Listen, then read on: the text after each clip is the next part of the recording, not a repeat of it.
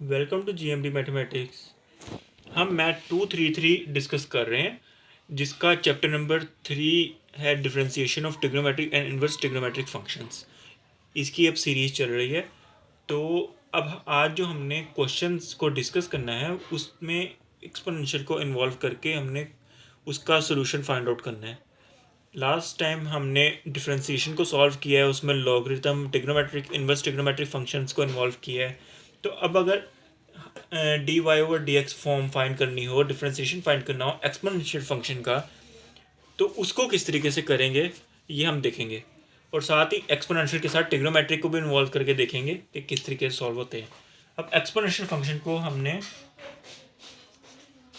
Find करने के लिए डी ओवर डी एक्स और एक्सपोनेंशियल फंक्शन आ गया वैसे ही, ठीक है।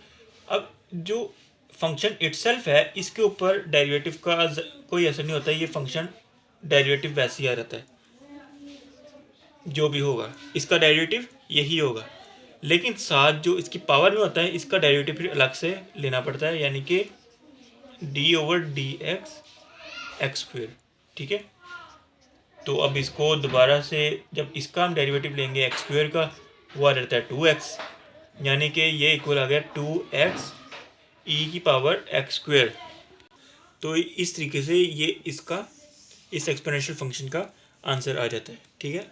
तो इस तरीके से हम डिफरेंशिएशन निकालते हैं एक्सपोनेंशियल फंक्शन की। अब हम दूसरे क्वेश्चन को भी एक सॉल्व करके देख लेते हैं कि उसको किस तरीके से सॉल्व आउट करेंगे। तो अब हमारे पास ये क्वेश्चन है, इसको हम देखते हैं। ट्रिग्नोमेट्रिक और साथ एक्सपोनेंशियल दोनों फंक्शन आ रहे हैं। E a x multiply by sine b x, ठीक है। अब इस पे अगर हम डिफ्रेंसिएशन को अप्लाई करेंगे, D over D x E a x sine b x, ठीक है। तो अब यहाँ पर क्योंकि प्रोडक्ट हो रही है, तो प्रोडक्ट रूल को अप्लाई करेंगे, यानी कि फर्स्ट वन को वैसे रख के d over D x sine b x plus फिर sine b x d over D x e की पावर ए एक्स। तो अब हमारे पास वैसे ही ई ए एक्स आ जाएगा, ठीक है। अब साइन का डेरिवेटिव होता है कॉस कॉस बी एक्स, ठीक है, साथ dot D over D x, और ये जो अंदर जो साइन बी एक्स है, इसका डेरिवेटिव अलग से लेंगे, ठीक है।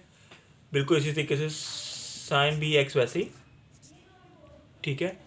अब ई ए एक्स क्योंकि इस पे जैसे हमने पिछला एक्सपोनेंशियल का डेरिवेटिव लिया था पिछले क्वेश्चन में, उसी तरीके से इस पे कोई फ़र्क नहीं पड़ेगा, लेकिन साथ डी ओवर डी एक्स आ जाएगा ए एक्स के लिए, ठीक है। तो अब हम इसको देखते हैं कि इसको कैसे सॉल्व करेंगे। ई a x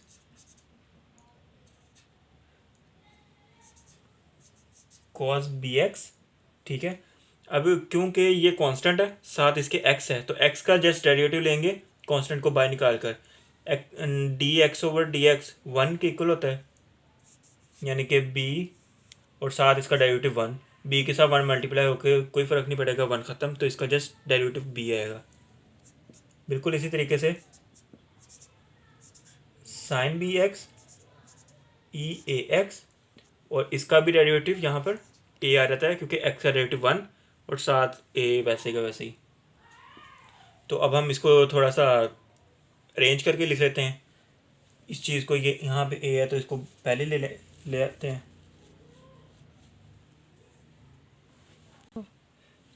A sign b x, ठीक है, फिर प्लस यहाँ पर बी कॉस बी एक्स। अब क्योंकि ई ए एक्स और ई ए एक्स दोनों में कॉमन है, तो हम इसको जस्ट कॉमन बाहर ले लेंगे, ई की पावर ए एक्स, ठीक है।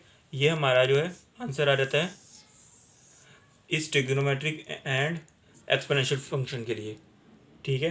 तो इसके अलावा एक और हम क्वेश्चन को इसी तरीके से सॉल्व करके देख लेते हैं, तो आपको बेटर अंडरस्टैंडिंग आ जाती है। तो उम्मीद है इस क्वेश्चन की आपको समझ आ गई होगी। तो अब हमारे पास ये क्वेश्चन है, ई की पावर में है 2 log 10 5x, ठीक है। तो इसमें एक्सपोनेंशियल भी आ रहा है, लॉगरिथम भी आ रहा है और ट्रिग्नोमेट्रिक फंक्शन भी आ रहा है, ठीक है। तो इसको हम किस तरीके से सॉल्व करेंगे वो देखते हैं। यहाँ पे d/dx वैसे ही डिफ्रेंसिएशन ले लेते हैं, e की पावर 2 log n 10 5x, ठीक है। अब इसको हम सेम टू सेम दूसरे तरीके से भी लिख सकते हैं कि आपको पता है कि log की जो हमने डिस्कस की थी प्रॉपर्टी होती है कि जो पावर है उसको पीछे ले जाता है। तो इसको हम e की power log tangent square 5x लिख सकते हैं, क्योंकि log की प्रॉपर्टी होती है वो पावर को बैक साइड पे ले जाकर लिख सकता है। तो बिल्कुल इसी तरीके से जो पावर यहाँ पे लिखी हुई है वो इसके इक्वल आ जाती है, इसको हम बिल्कुल पावर में लिख सकते हैं जो बैक पे पड़ी हुई रकम है, ठीक है। तो इस तरीके से हो गया। अभी देखें यहाँ पे एक्सपोनेंशियल और लॉग फंक्शन ये डायरेक्ट उसके पावर में आ गए। अब हम इसको लिख सकते हैं टेजेंट स्क्वेयर 5x, किस तरीके से, क्योंकि लॉग और एक्सपोनेंशियल ये दोनों एक दूसरे के एंटी होते हैं, यानी कि इसको हम एंटी लॉग भी कह सकते हैं, ठीक है। ये इसके एंटी होता है, ये दोनों आपस में कैंसिल आउट हो जाते हैं। इसको अगर इसके साथ मल्टीप्लाई कर दें या इसकी पावर में ले जाएं तो ये आपस में एक दूसरे को कैंसिल आउट कर देते हैं, ठीक है।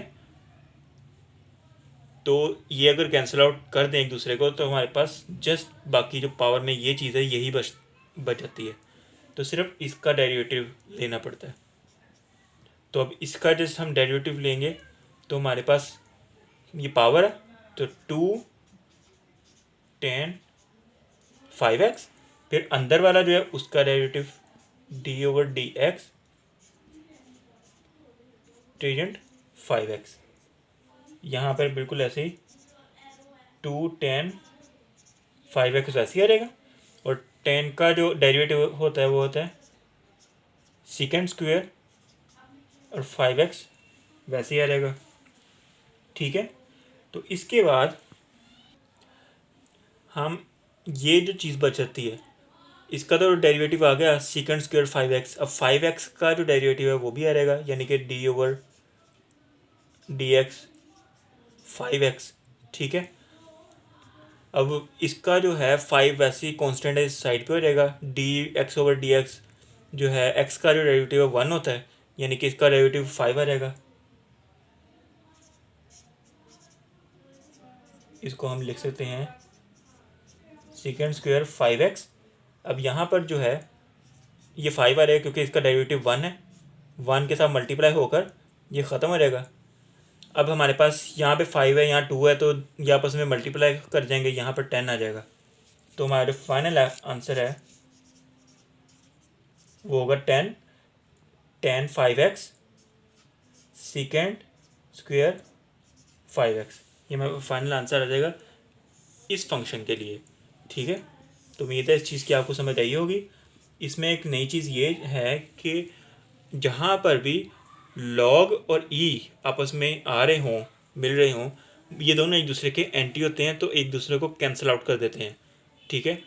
तो ये आपने लाजमी माइंड में रखना है। तो जब ये आपस में कैंसिल आउट हो जाएंगे तो बाकी फंक्शन जो बचेगा जस्ट वही रह जाएगा, फिर उसी पर डेरिवेटिव को अप्लाई करके आपने आंसर को फाइंड आउट करना है, ठीक है। तो उम्मीद है आज के इस लेक्चर की आपको समझ आ गई होगी।